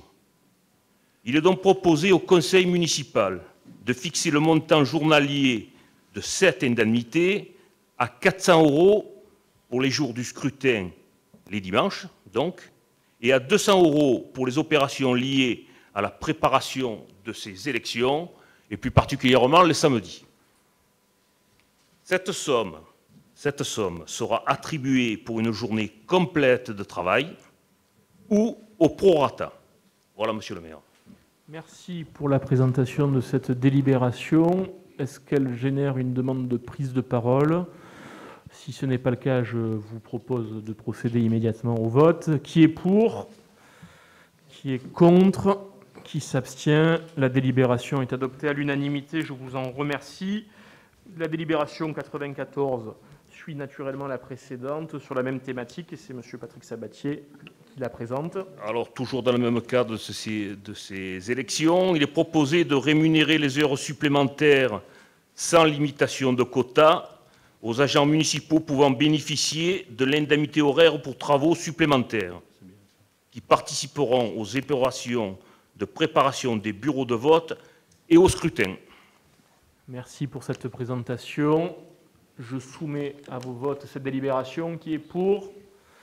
Qui est contre? Qui s'abstient? Elle est adoptée à l'unanimité. Je vous en remercie. Nous passons dans le même volet à la délibération numéro 95. Monsieur Patrick Sabatier. Alors, toujours pour ces élections, il est proposé de fixer le taux horaire de rémunération des agents vacataires à 15 € brut de l'heure. Merci. Je soumets cette délibération à vos votes. Qui est pour? Qui est contre? Qui s'abstient? La délibération est adoptée à l'unanimité. Je vous en remercie. Nous passons au volet aménagement urbain avec la délibération numéro 96 pour la mise en vente d'une propriété communale. Et je laisse M. Patrick Sabatier, adjoint à l'urbanisme, nous en faire la présentation.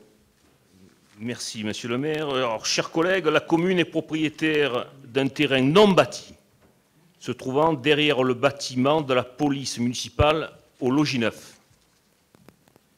Ce terrain a une superficie d'un peu moins de 500 mètres carrés. Des propriétaires mitoyens à ce terrain sont intéressés par cette parcelle.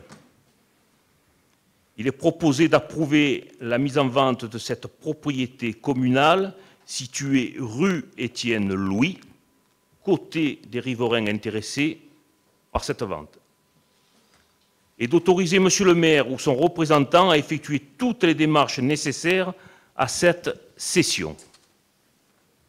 Merci pour cette présentation. Est-ce qu'il y a une demande de prise de parole sur le sujet? Monsieur Gonzalez. Oui, merci Monsieur le maire. Alors, vous avez précisé, Monsieur Sabatier, un terrain non bâti. Est-ce que c'est un terrain constructible, je suppose? Tout à fait. Cette délibération, merci. Cette délibération se fait à la demande des riverains ou de un riverain? Est-ce qu'il y a une mise en concurrence à ce niveau? Il y a 2 riverains qui sont intéressés par ce terrain. D'accord. Ce terrain serait enclavé, hein, puisqu'il est entouré de terrains. Enfin, il n'est pas au sens de la loi enclavé, puisqu'il a un accès à travers notre propriété, à travers l'entrée de la police municipale. C'est un terrain qui sera possible d'y accéder à pied seulement. Est-ce que je me fais bien comprendre, M. Gonzalez? Oui, absolument. En ce moment, ce terrain fait partie intégrante de plusieurs terrains appartenant à la commune. Il y a donc, pour accéder à ce terrain, une voie d'accès sur un terrain communal. Maintenant, si ce terrain est cédé à un voisin, oui. Tout simplement... Je vois où vous voulez en venir. Il n'y aura pas, avec la vente de ce terrain, de servitude d'accès. Voilà, merci, vous avez répondu à ma question. De toute façon, chez nous, il n'y a pas d'objection à cette vente, bien évidemment. La seule chose que nous aurions aimé savoir, c'est est-ce qu'il a été estimé par les domaines ou est-ce qu'il est mis en concurrence au plus offrant? Alors, ce terrain est actuellement en cours d'évaluation par le service des domaines. Vous savez que c'est une obligation réglementaire d'avoir une évaluation par le service des domaines. C'est en cours. D'accord. OK. Donc, est-ce qu'il y a concurrence ou pas? Ce terrain intéresse 2 riverains. Et la commune ne souhaite pas le mettre en concurrence en dehors de ces 2 riverains, puisqu'il va falloir établir autrement une servitude pour accéder à ce terrain.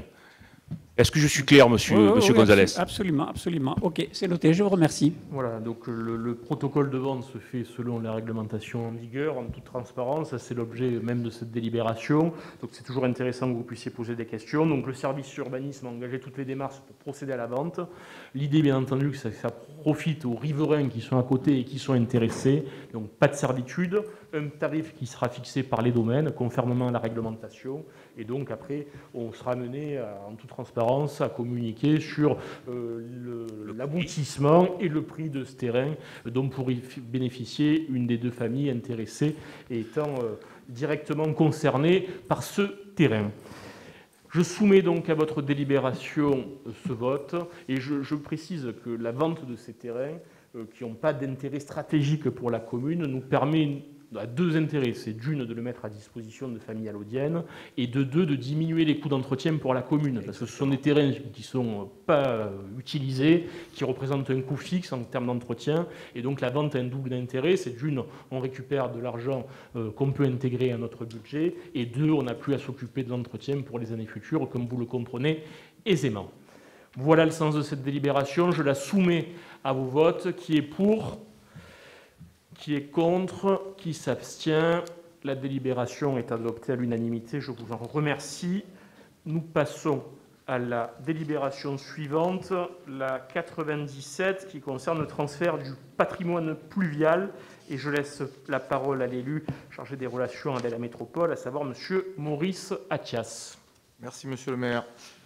Donc, comme vous le savez, la métropole a compétence sur les ouvrages pluviales et sanitaires des communes de notre territoire. Et dans ce cadre-là, on abroge une délibération que nous avons prise il y a quelques années. Et celle-ci a pour objet de conventionner le transfert à titre gratuit des biens communaux affectés à la compétence et à la gestion des eaux pluviales urbaines à la métropole d'Aix-Marseille-Provence, qui en a la compétence de ce domaine depuis 2016.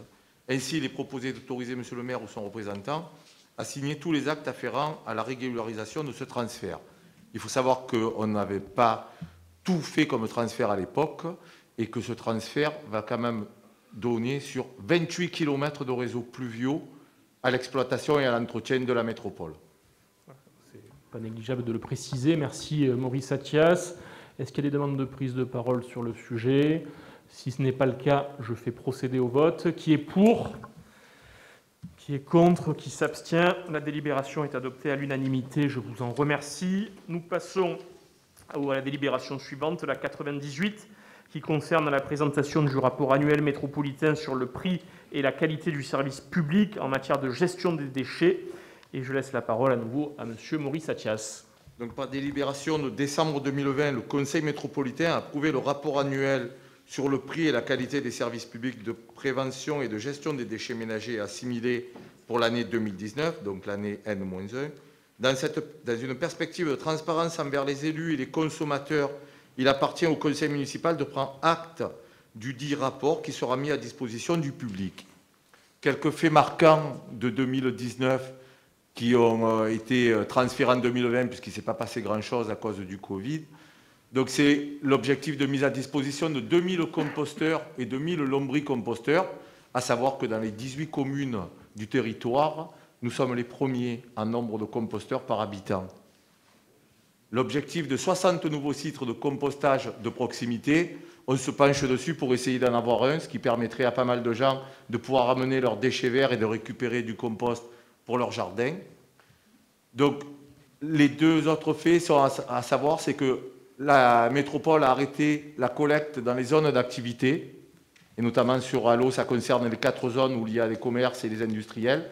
Ces gens-là, jusqu'à présent, ne payaient pas la taxe d'ordures ménagères, puisque la taxe d'ordures ménagères est payée simplement par les habitants de la commune et non pas par les professionnels.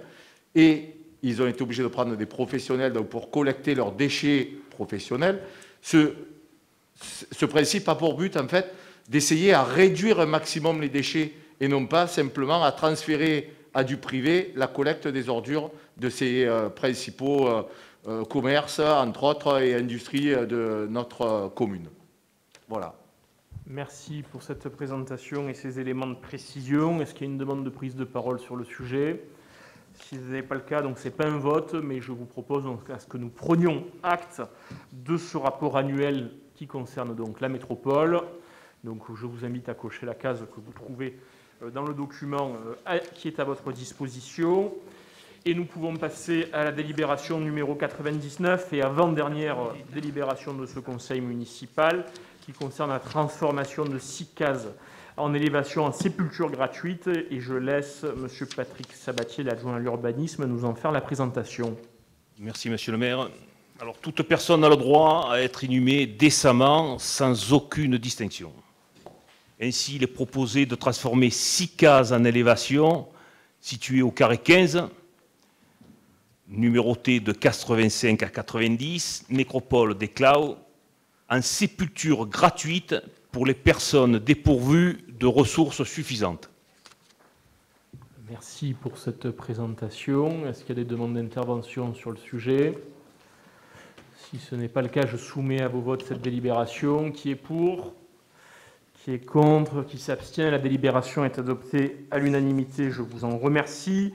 Dernière délibération, la numéro 100, qui concerne une constitution de partie civile afin de protéger les intérêts de la commune suite à l'ouverture d'une procédure d'instruction en 2015 visant l'ancien maire d'Allo ainsi que certains fonctionnaires de la collectivité.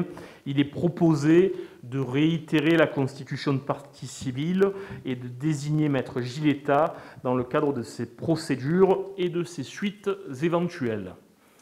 Est-ce qu'il y a une demande de prise de parole sur le sujet? Si ce n'est pas le cas, je soumets à vos votes cette délibération. Qui est pour? Qui est contre? Qui s'abstient? La délibération est adoptée à l'unanimité. Je vous en remercie. L'ordre du jour du conseil municipal touche à sa fin après près de 2 heures de débat. Merci pour la qualité des travaux et des échanges que nous pouvons avoir. Je vous rappelle les quelques événements des prochains jours à venir.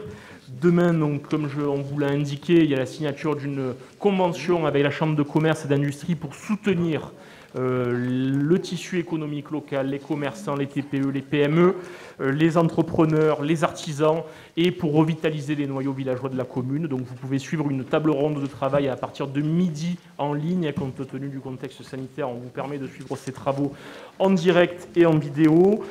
Samedi 24 avril, ce sera le 106e anniversaire de la commémoration du génocide des Arméniens. Donc cette cérémonie aura lieu samedi à 18 h au Logis 9. Nous vous invitons, si vous le souhaitez, à la suivre également en direct sur nos réseaux. Et nous aurons aussi une cérémonie en mémoire aux déportés le mercredi 28, qui aura lieu à 9 h 30 au village avec les associations d'anciens combattants. Merci à tous pour vos travaux, pour nos échanges, et je vous souhaite une bonne soirée. Prenez soin de vous. Merci à vous.